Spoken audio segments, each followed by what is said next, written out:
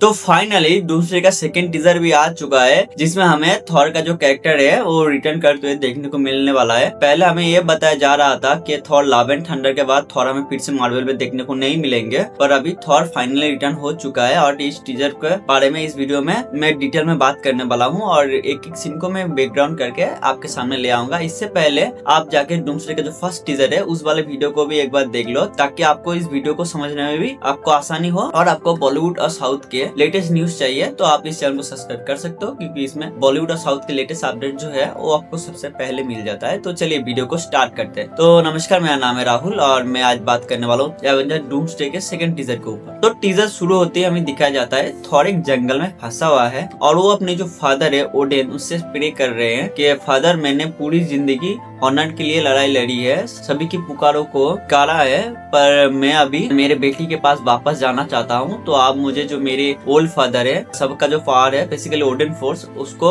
Thor को provide करे कि थॉर की जो परेशानी है उसको वो गुजर के वो अपनी बेटी के पास जा सके। तो फिर अगले सीन में हमें दिखाया जाता है थॉर की जो बेटी है लव, वो एक बेड पे सोई हुई रहती है। प्रोबेबली वो देख के ऐसा ही लगता है उसका जो बेटी है उसका तबीयत सही नहीं है। और मुझे ऐसा लग रहा है अभी जो डॉक्टर डूम मूवी आने वाला है उसमें हमें इनकर्जन दिखाया जाएगा और इनकर्जन का जो मेन इफेक्ट वो इटर्निटी के ऊपर भी पड़ेगा। और जो लव है वो इटर्निटी से ही पैदा हुआ है, तो लव के ऊपर भी उसका असर पड़ रहा है। इसलिए थॉर रोकने के लिए अभी अर्थ पे आएगा और फिर वहां पर जाके वो फंस जाएगा। तो इसीलिए उस चीज से ओवरकम करने के लिए थॉर ओडेन से पावर मांग रहा है। भले ही ये टीजर छोटा है पर इस टीजर का मीनिंग बहुत ही डीप है। मैं ऐसा क्यों बोल रहा हूँ, आप थॉर की जो ग्राफ है उसको अगर आप नोटिस करोगे तो आपको पता चल जाएगा इस टीजर में कहना क्या चाहते हैं। तो थॉर का हमें पहले मूवी दिखाया जाता है, थॉर लड़ाई लड़ना चाहता है। थॉर जब यंग है तब वो ऑनर के लिए लड़ाई लड़ना चाहता है और मरने के बाद वो वैलहला जाना चाहता है। इस पर्पज से दिखाया गया था थॉर के फर्स्ट मूवी को, जहाँ पर ओडेन के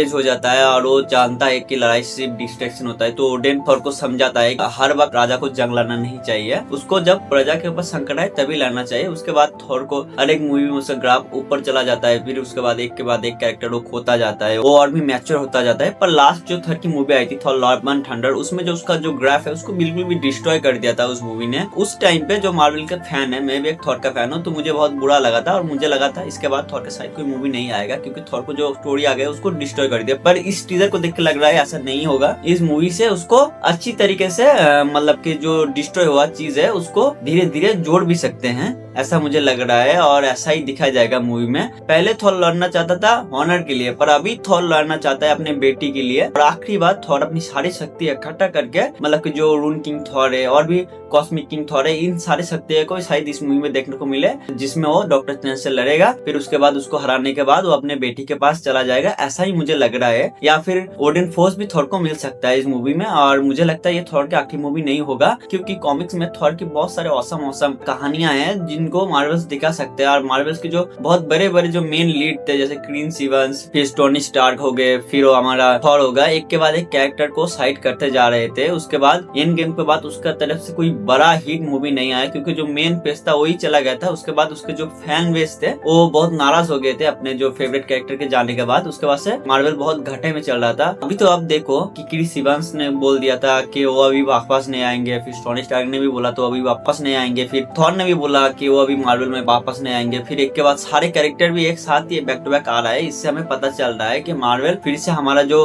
ओजी एवेंजर है सबको एक के बाद एक लाने वाले हैं। और ऐसे मार्वल में पॉसिबल भी है, क्योंकि अभी जो मल्टीवर्स का जो पोर्टल खुल गया है, इससे हमें पता चलता है कोई भी कैरेक्टर परमानेंटली डेड नहीं हो सकता। अभी इस यूनिवर्स में मर गया दूसरे यूनिवर्स से आ सकता है। इस हिसाब से चलो, अगर थॉर इस मूवी में मर भी जाता है डॉक्टर डूम से लड़ाई करते हुए, फिर 2 साल बाद 3 साल बाद जब थॉर की जरूरत पड़ेगी तो अब थॉर को दूसरे यूनिवर्स से भी ला सकते हैं और उसको कुछ और स्टोरी लाइन के साथ उसका जो कैरेक्टर है उसको मार्वल आगे ले जा सकता है। तो इसीलिए आप टेंशन मत करो, मुझे नहीं लगता थॉर इस मूवी में मरने वाला है। तो आज के लिए बस इतने। अगर आपको वीडियो अच्छी लगे चैनल को लाइक शेयर एंड सब्सक्राइब करो और बेल आइकन को प्रेस करो, तो नया वीडियो आती है आपको नोटिफिकेशन में मिल जाए।